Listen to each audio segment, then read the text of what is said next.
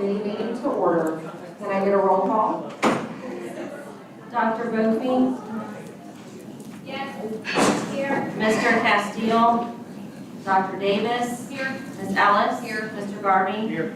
Ms. Holloway? Here. Mr. Mellon? Here. Mr. Morris? Here. Ms. Lawrence-Jones? Here. Mr. Rock? Here. Ms. Boucher? Ms. Bonifaz? Here. We have a quorum. All right, first of all, before we get kicked off, I just want to take a moment to thank the department for the Teacher Leader Conference. I know it's been a minute, we've all moved on since then. We haven't talked about it. It was an amazing conference.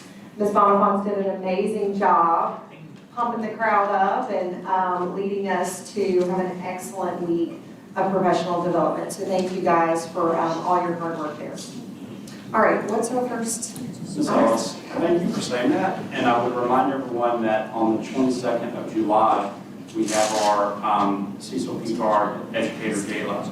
And we will recognize the Teachers of the Year, Principals of the Year, and early year individuals and Leaders of the Year as well. So mark that on your calendar. It's in New Orleans at the World War II Museum. It's a fabulous event. We just started doing it there last year, and it's really great. That sounds amazing. I just had a reflection because in 2012, I was one of those candidates. And it was like the most dramatic night of my life. It felt like a pageant for teachers. And I didn't win, but that's okay because it was a wonderful experience. So please, please attend. I have not been able to attend as a Bessie member, so I'm going to try to mark it on my calendar, see if I can make it. All right, let's get started. What's our first order? Your consent agenda is ready for approval, adding items 2.1, 5.1 through 5.8, and 6.4 through 6.8. All right, got a motion, Mr. Rock and Dr. Davis. I don't have my cheat sheet up here, so unless any objections. All right. Next item. Your first item is on page 5, item 3.1, consideration of an update report regarding the Teacher Certification Appeals Council. The recommendation is to approve the TCAP appointment. All right, can I get a motion? Ms. Holloway, Dr. Davis, any comments? Just simply this add Dr. Jason Fountain, who is the superintendent in Central Community, to this particular group as the representative from the Superintendent's Association. Do we have any cards on this? Okay. Any objections? Next item. Your next item is on page 7, item 4.1, consideration of revisions to Bulletin 746, Louisiana Standards for State Certification of School Personnel regarding certification endorsements. The recommendation is to approve as a notice of intent and declaration of emergency effective June 14, 2023 for a period of 180 days or until adopted as final rule. Any motion? I need a motion. Ms. Holloway? Dr. Davis? Any comments? I do have some cards. All right, so two wish to speak. Merlene Beard wishes to speak on this item, as well as Dr. Paula Calderon. You guys can make your way up.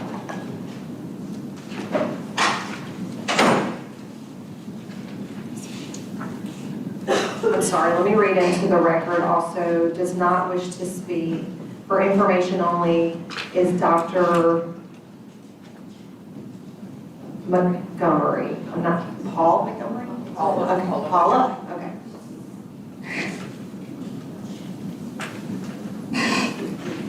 Yes, please.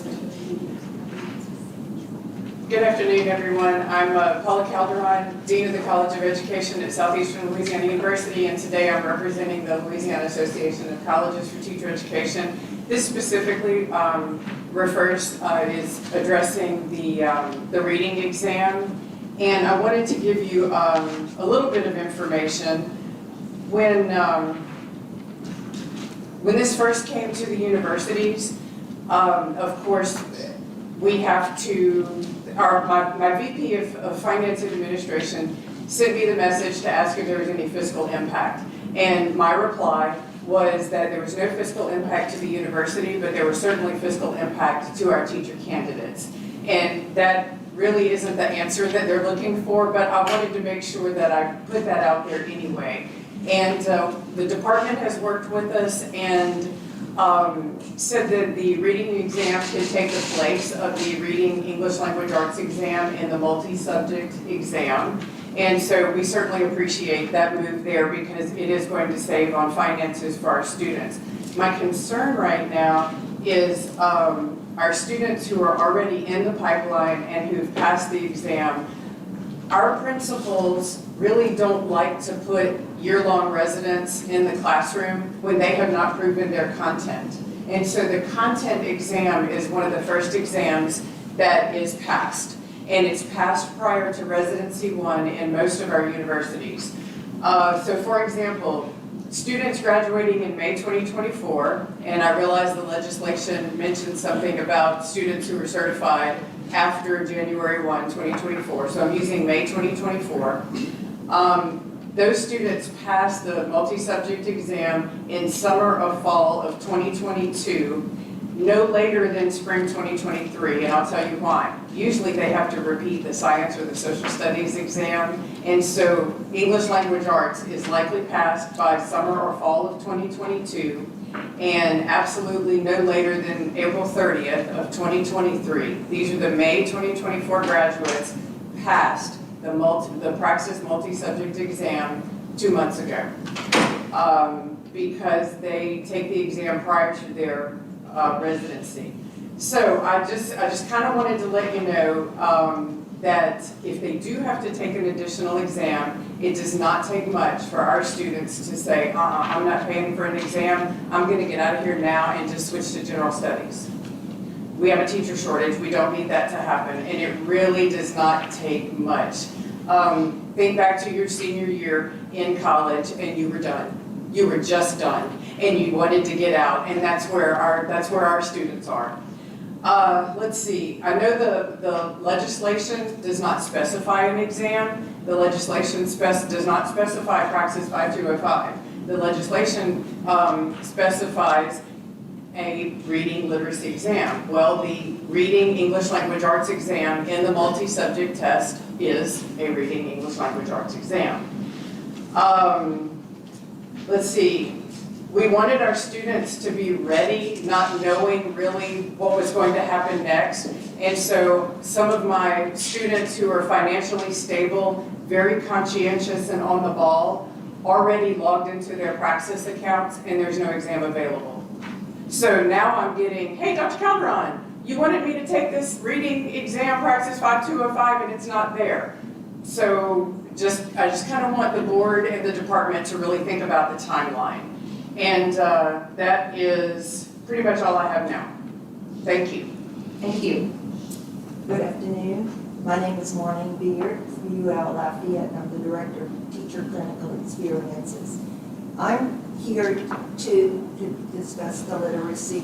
In the May webinar, we've got the date. We've been asking, when will this become effective? We knew that the literacy was coming. We adjusted our courses starting for 23-24 at the university to have more emphasis on the science of reading. So in May, we got that it, beginning January 1, 2024, they have to, if they apply for initial certification, then they have to pass this test. They don't know about it. And I know too, I've already had 3 to change to general studies. This is what we find because of the test is difficult. I had one to email me Saturday, and she capitalized finally and put it in bold, passed the reading. I'm done. So they really are working hard. We too put a date for them to have passed it. I have, as I discussed my numbers before, I had 87 who applied, a little over half have passed the Praxis. So it's a challenge. For me to go and tell them, especially the young lady that said, I finally passed, I'm done. According to this, she will have another literacy exam to take. So my concern is the wording, and in the past, we've had an overlap when they brought in a change. So we don't have an overlap. So those who have passed the reading, they're gonna have to take another reading. There's no leeway with that. So what I would love to see happen, because I think it's important to show our content knowledge. I think that's great.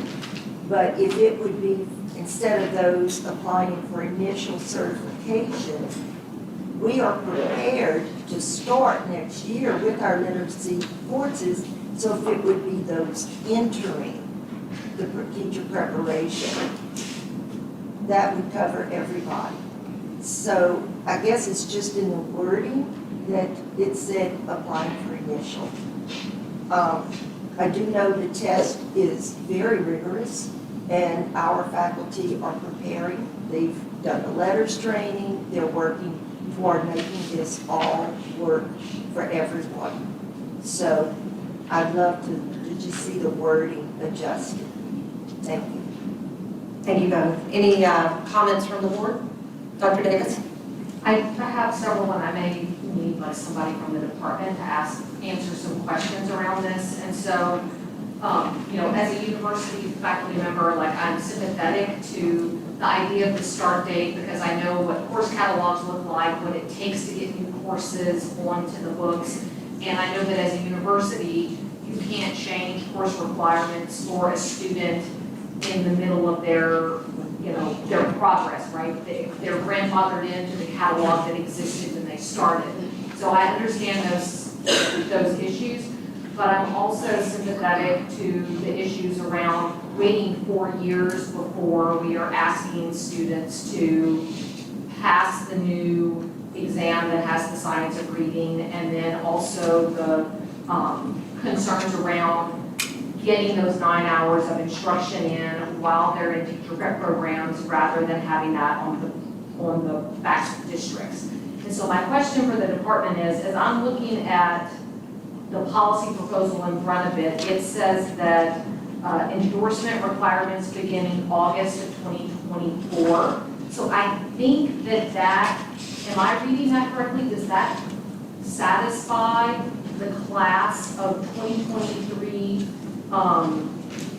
So that satisfies the class that's graduating right now, right? Because they will have all the way until August. And I want to make sure, right? I know we can get backed up with certification. So is that the date that they turn in their packet? Or is it the date that the department looks at the packet? Because those can be two very different things that can be separated by 6 months or whatever our delay is. So what does that mean? Ashley Townsend, Partner of Education. So this is two different issues. So the one that this addresses are teachers who have completed coursework to add on a certification area. And this applies to birth to kindergarten, pre-K to 3rd grade, mild, moderate, and then severe. And so these teachers have completed this coursework with the understanding that they needed to complete this set of courses. And so if they have applied or are about to apply, they could go ahead and apply under that understanding and be approved for their certification. So that's what this handles. Okay. The issue that Dr. Calderon was talking about with the reading hours for programs, that goes with Act 448, Richard Nelson's act from last year. And this one requires teachers teaching kindergarten through 3rd grade to pass a rigorous assessment of, scientifically researched, evidence-based reading instruction and intervention. And so that test is being updated. We're working on a solve for that to bring in August. That same section is being revised due to legislative changes this year. And so we're working on those other classes, groups that she was talking about, we're planning to have a solution for that in August. Okay, all right. I'm really looking forward to seeing the solution because I'm worried about that one. And then, and I also just, I want to have like emails from teachers that are trying to add certifications that say, I turned in my application for this add-on in June, and now they're saying because they didn't get to the processing until after that August deadline, that now I have to go back and do things that I wouldn't have done if my application had been processed in a timely manner. So I just want you to know, like, I'm concerned about that. Thank you. Yeah, I agree. agree. You know, I guess that's a question I've had too, is when you submit it, is there a timestamp there? Are we working from that date, or are we working from when it's actually looked at? I think that's been an ongoing issue. Thank you all. We appreciate that. Any other comments? Well, I'm sorry that I didn't ask Ms. Thompson while she was at the table. Can you help me understand what we're doing with this policy change?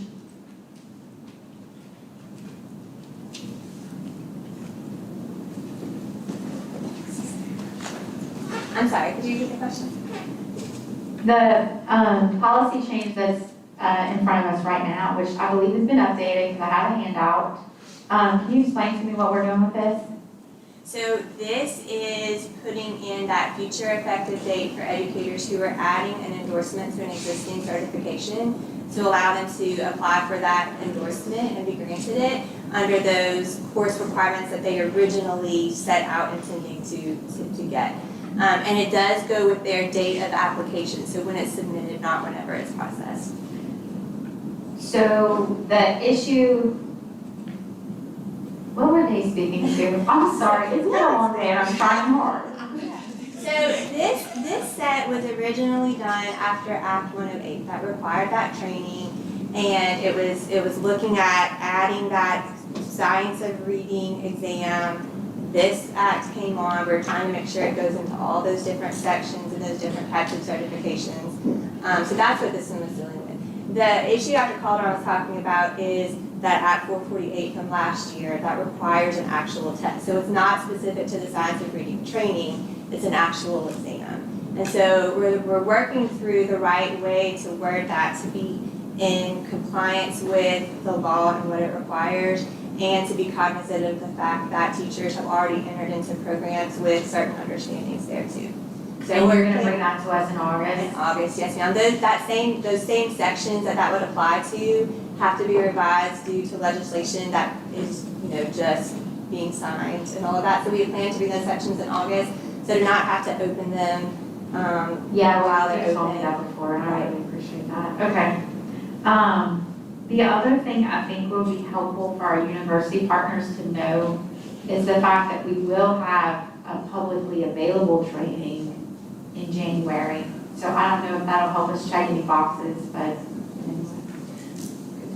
Ms. Townsend, I have another question. In reference to the praxis that students are obviously trying to go sign up for, when will that information be updated or available for those students? So that multi-subject exam that she's talking about, they can take this exam that has all 4 of the subjects in one, or they can take it one subject at a time.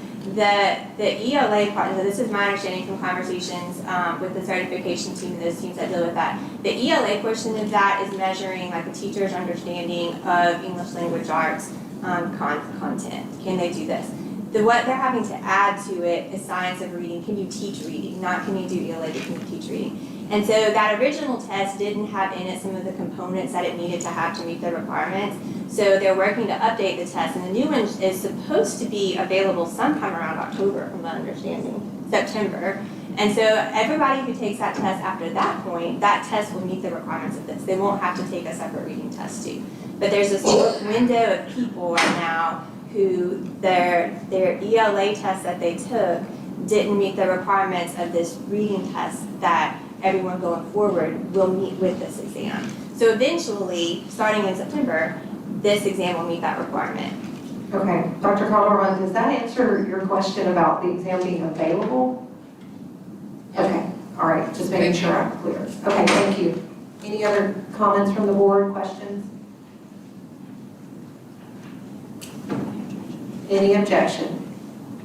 Okay, motion carries. Next item. Your next item is on page 69, item 6.1, consideration of executive session regarding discussion of the character, professional competence, or physical or mental health of a person. The recommendation is to convene executive session. Can I get a motion to go into executive session?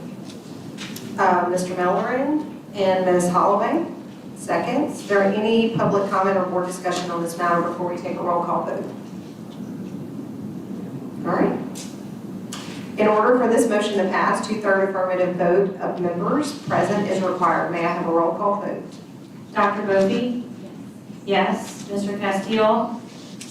Not present. Dr. Davis? Yes. Yes. Mr. Garvey? Yes. Ms. Holloway? Yes. Yes. Mr. Mallory? Yes. Yes. Mr. Morris? Yes. Yes. Ms. Orange Jones? Not present. Mr. Rock? Yes. Yes. Ms. Boucher? Not present. Ms. Ellis? Yes. Yes. Motion passes. All right, I will advise the audience that we will be in executive session for the length of time necessary for the discussion. No votes will be taken while the committee is in executive session. All votes will be made in public. Additionally, public disclosure is not required of matters discussed in a properly held executive session. At this time, the Educator Effectiveness Committee meeting stands in recess to go into executive session.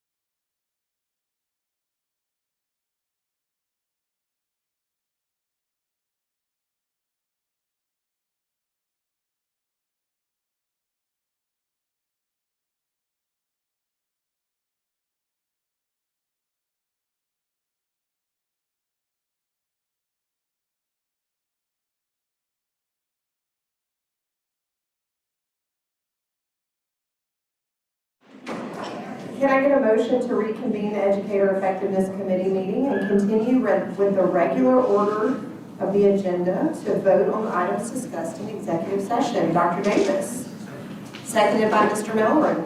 Next, actually, we need to, next item or? I'll read both of them. Okay. And take them in a little bit. All right, so we have our next item on page 70, 6.2, consideration of a records review regarding the issuance of a Louisiana teaching credential, appropriate to the credentials of Mr. Haven Johnson, and your recommendation is to grant, deny, or defer. And then we also have 6.3, consideration of a records review regarding the reinstatement of a Louisiana teaching credential, appropriate to the credentials of Mr. Katerio Pennywell, and the recommendation is to grant, deny, or defer. Can I get a motion? I'd like to make a motion to grant and go vote. All right, can I get a second? Oh, Mr. Morris? Any comments, questions, any opposition? Okay, motion carries. Next item. And that concludes the agenda.